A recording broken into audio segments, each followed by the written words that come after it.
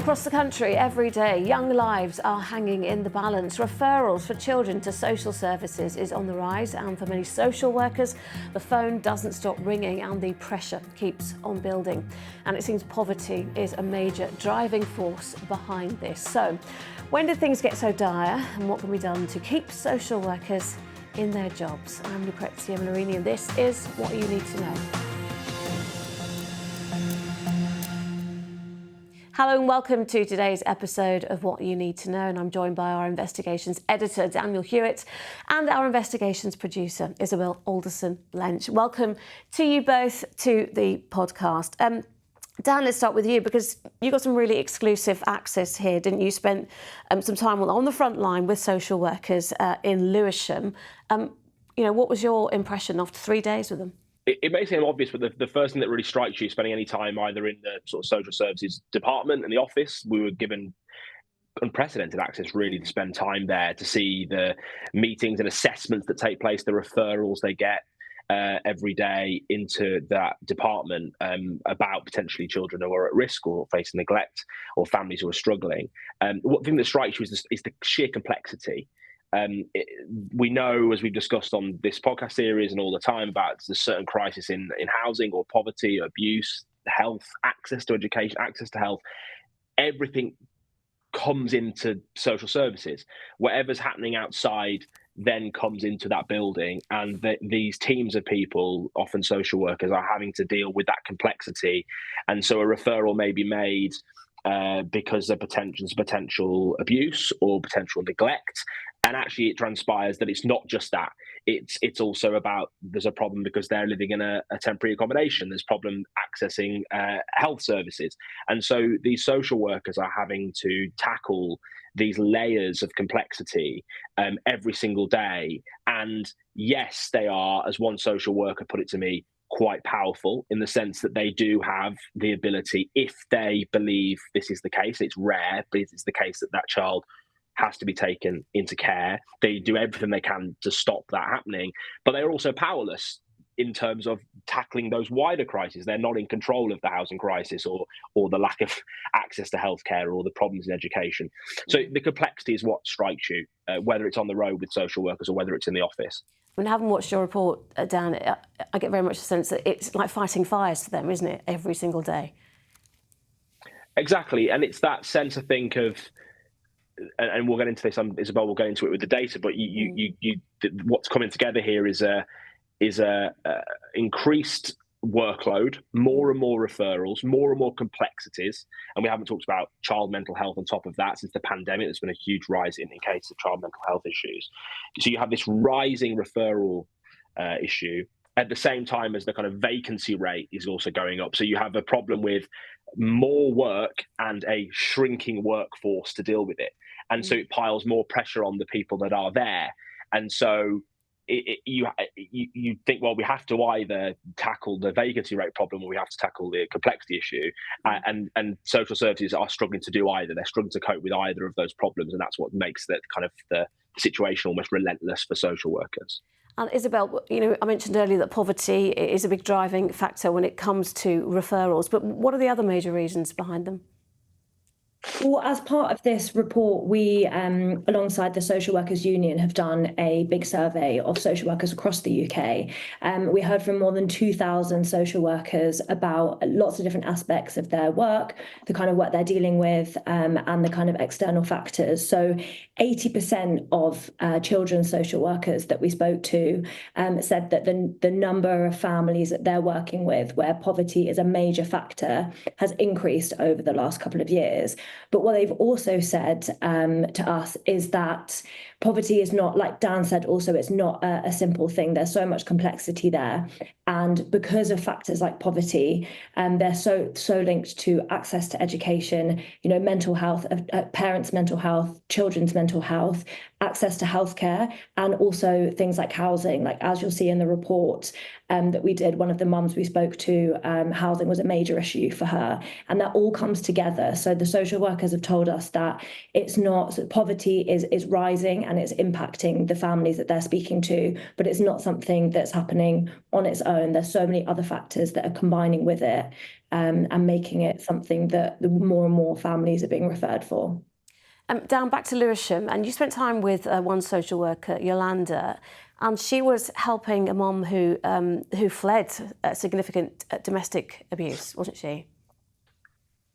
Yes, and it's a good example of the kind of issue I was talking about earlier of complexity. So Yolanda was dealing with a mum of four who was initially referred to social services because of domestic violence, and the family have been basically are being housed out of the borough of Lewisham, out of where Yolanda is working. So Yolanda's having to work not only with her own local authority, but also having to communicate with another local authority about a housing situation. She's currently being housed in a homeless hostel with her four children, and in that hostel, the children are becoming they're becoming very ill. And it was quite a shocking moment in the assessment. We were filming the assessment. We were observing, the assessment, and the mum got a phone out and just showed us what she said was bed bugs, but it looked so much worse than that. These children had awful skin conditions, kind of like scars and kind of red sores all over their skin. And the mom says from the conditions they were living in the hostel. And it goes back to what I was saying earlier. Yolanda is trying her best now to write letters to the local authority to say they need to be moved. This accommodation is not suitable for them. And let's remember, this is a family that's been moved because they've been victims of abuse. And yet she's not in control of that. That's the control of the local authority. And I'm sure if the local authority were here, they would say, well, we haven't got enough homes. And we've talked about that a lot before. So it's these awful cases. And we've in the past, and I in the past as investigations editor have focused on housing and focused on poverty and focused on education. This sector deals with all of that at the same time on increasingly smaller budgets, or budgets that aren't keeping up with the demand that they're facing. Yeah, and for Yolanda, how many cases would she be handling at one time? Right now, she's got a manageable caseload, she told us. So she's at the moment, I think she said 10 or 11 cases at any one time, which is still quite a lot. Yeah. And the reason why I say that is because they have to, she was telling me that they have to make contact at least once a month, physical, seeing the child once a month. So if you've got 10 cases, that means every 3 days, effectively, you're having to see a child, and that's not even working days. In the past, though, in 2021, she said she came close to quitting the profession altogether because her caseload was 32, which is double what it should be. It should be around 16. And that is when she told me that she came incredibly close to quitting. And when I asked her, what do you worry about? What's the thing you worry about the most when you've got a caseload that's double what it should be? And she said, a child dying, very directly, a fatality. That is something she says that every social worker carries around with them, that when you are referred, a child or a family is referred to you, she said you can see all the hallmarks of a serious case review, as they put it. And you are on top of that case, and you are trying to look at that case as much as possible, because morally is obviously the right thing to do. They want to protect that child with everything they've got. But they also know that in the past, in every case pretty much where a child has died, it is often the social worker that is the first one to be blamed. And they also know, and she said that actually drives them. That drives them to work hard, because they know that potentially could happen to them. And I know Isabel has done some great work on the research that shows how many social workers actually have considered quitting in the past and are finding the workload too much. Yeah, Isabel, I mean, a bit of personal information. My mum was a social worker for many years, and I get what Dan is saying. I remember her talking about the pressures of it and the caseloads and everything, and the budgetary issues, and just not being able to stretch yourself that thin. I do remember that. And Isabel, you've looked at the figures, and a lot of people they'll go into social work, they'll do it for a few years, but then they'll change professions, and that is another problem as well. There's just not enough of them. Yeah, absolutely. And as Dan mentioned, there's the vacancy issue is generally pretty high in the profession. And 9 out of 10 social workers believe that their service is underfunded. And also from speaking to John McGowan, who's the General Secretary of the Social Workers Union, representing thousands of social workers, it's his belief, and a lot of social workers' belief, that their profession, what they do, the work that they do is incredibly undervalued in society. There's a lot of talk around, teachers, nurses, those kind of professions, and social workers just don't have the same kind of standing. And so we, like in our research, we found that a really high percentage of social workers having their mental health affected by the work that they're doing and the underfunding, and they say that underfunding is significantly impacting their ability to do their job. So when I spoke to John about the findings, he said that while the findings are, they're absolutely unacceptable, he's just not shocked by them because of the chronic underfunding of a long time, not just of children's social care,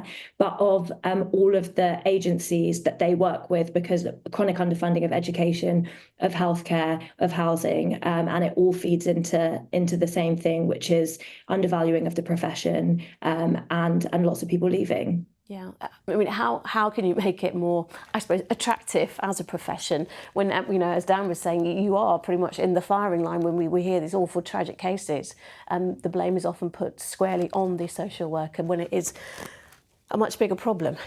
The one thing that we observed in Lewisham was this attempt to work differently. So there's an acceptance. Their director of children's services spoke very openly to me about the crisis that Isabel was just talking about the kind of morale in the workforce, the feeling of being underfunded, the feeling of being undervalued. And something he said to me, which kind of struck me in our interview, he said, I'd love to recruit more social workers. That's not going to happen. And it's the way he said it, as the director of children's services, effectively admitting, we're not going to get more social workers to work for us. That's just not going to happen. It's like an acceptance that this workforce is not going to have major improvement anytime soon. So what they're doing is, and they're currently piloting a program called Families First for Children, and effectively it's trying to bring together what they would call in the jargon kind of multi-agency work. Yeah. But in real terms, and I observe this for myself, if a referral for a child or a family comes in, rather than a social worker dealing with that referral on their own, actually the social worker deals with that referral alongside someone from the National Health Service, someone from the Education Board, someone from the housing team. So effectively that they can share the load, but also bring their expertise in. So all the pressure isn't on one social worker to make this enormous decision about where the family move or how they can access education. Actually, all these different services can feed in. So they are looking in Lewisham and in other pockets of the country at doing things slightly differently, but all of it feels to me like a bit of a workaround. So rather than to say, well, let's kind of really increase the salaries of social workers and make their lives load easier, it's effectively saying that's just not going to happen. So let's just change the way we work. And a lot of the stuff I've just said should be obvious, really. I was observing this pilot program, and I was sitting there kind of on the second day of 3 we were there, and I remember saying to someone who worked there, it just seems to me this is a kind of a pilot of the most obvious thing that should be happening anyway. And that, for me, there was the surprising bit of like the revolution that's currently taking place. The reform of the sector is effectively just to bring together lots of people who know what they're talking about to make a decision on a child's future. Sort of should be happening anyway, which I think shows how sort of the lack of creative thinking and the lack of attention this sector has had for so long. Yeah, but Dan, whenever we have our chats, and Isabel, jump in when you like, it's always down to money, isn't it? It's always down to money at the end of the day. There is a huge amount of funding that is needed. Is it coming? What do we think? I mean, until then, there's a huge kind of crisis, isn't there? Yet another crisis. Yeah, absolutely. And in a recent independent review of social care, it was calculated that an investment of £2.5 billion is needed for the sector. And I mean, the current government have doubled the commitment to extra funding for children's social care, but it's still in the most recent budget, but it's still only £250 million. Wow. So is it massive? That's the increase that they've made. Is a massive discrepancy between what is needed and what they're getting, and the costs of providing children's social care is going up and up and up, and it's just not being met. I mean, the current government, they told us that they recognise that there has been a chronic underfunding and they want to address it, but for people who work in the sector that we spoke to, it's just not enough. I mean, Dan, that's a pretty grim picture, isn't it? Pretty grim outlook. Yeah, and if you look at the broader picture here, it's local authorities, local councils that predominantly run these services, and they have a legal obligation. It's one of the few statutory obligations that local authorities have. When you pay your council tax, they don't actually have to do a lot of the stuff that the council ends up doing. What they absolutely have to do is children and adult social care. So what's happened over the last sort of decade or more with what some people call austerity is that councils have kind of trimmed away at the stuff they don't have to do in order to absolutely be able to do the stuff they have to do, which is children and adult social care. The problem is that what's starting to happen now, and Isabel and I have spent the last year speaking to lots of local authorities, partly trying to get access that Lewisham gave us, who say that they can't cut any more back. What they've got left now is they can't cut more. If they start cutting what they've got now, they'll start to cut into the statutory stuff, i.e. adult and children's social care.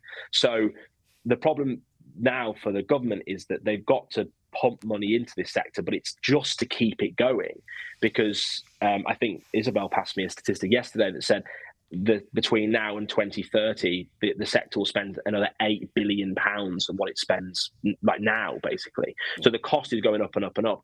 And for councils, they fear they'll simply just become care providers, and sort of bin collections and street lighting and road repairs and libraries, all that will go, because all the money will have to be pumped into adult and children's social care at the same time as that's going up. So it's just a mess. I mean, it absolutely needs when the government said to us yesterday in its statement, we're looking kind of to overhaul the system. That is absolutely what needs to be done here. An overhaul is what is needed. An overhaul, but in the meantime, there's a lot of people just not getting the services that they need. And for the social workers as well, the recognition of all the work that they are doing, they are more often than not doing their best. But listen, it's a fascinating report and great access that you managed to get, Dan and Isabel. Thank you so much. Just to say, everyone else who's listening, thank you. If you want to see the full investigation, head over to our website and do have a look back through our other quick briefings on a range of headline topics to find out what you need to know.